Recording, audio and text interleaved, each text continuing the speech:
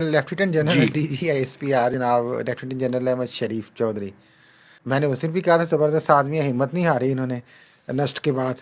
तो ये नमल चले गए फिर, ठीक है। और नमल भी जाके उन्होंने national university of modern languages, languages, ये भी बेसिकली इस्लामाबाद में। फ़ौज के ज़ेर एहतमाम है। यहाँ पे ये आए थे और यहाँ पे भी उन्होंने उसी तरह की एक प्रेजेंटेशन दी, पैट्रियाटिज़म और पॉजिटिविटी और ये सारा, और ये कि किस तरह यूथ को नेगेटिव चीज़ों से परे रहना चाहिए, ठीक और है। ये पूरी कोशिश की।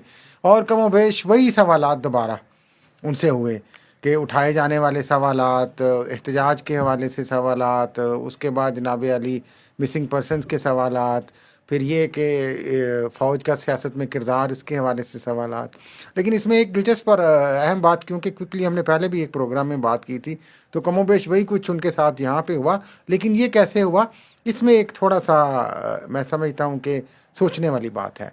वो बात ये है कि शायद नष्ट में भी हो ये, लेकिन नष्ट के बाद नमल में तो कहते हैं कि बड़ी स्क्रीनिंग के बाद कोई तकरीबन 70-80 के करीब स्टूडेंट्स को सिलेक्ट किया गया था, बड़ी अच्छा। स्क्रीनिंग के बाद, अच्छा, और ये टीचर्स को स्क्रीनिंग के भी। बाद। हाँ जी। और कुछ साथ वो कहते हैं कि कुछ और APS के गालबन जो स्टूडेंट्स थे वो भी साथ लाए थे 70-80 उस हॉल में। तो इस स्क्रीनिंग के बावजूद, APS आर्मी पब्लिक हाँ जी, स्कूल। तो इतने इसके बावजूद इस तरह का जो क्रिटिसिज्म यूथ की तरफ से आना, मेरा ख्याल है कि ये एक पैगाम तो ज़रूर है। और वो मैं भी उस बारे में सोचती हूँ, समझती हूँ या नहीं समझते, ये वो बेहतर समझते एक हैं। बात मुझे बताएं, ये मेरे लिए आपने मुझे खबर दी है, मुझे नहीं पता था।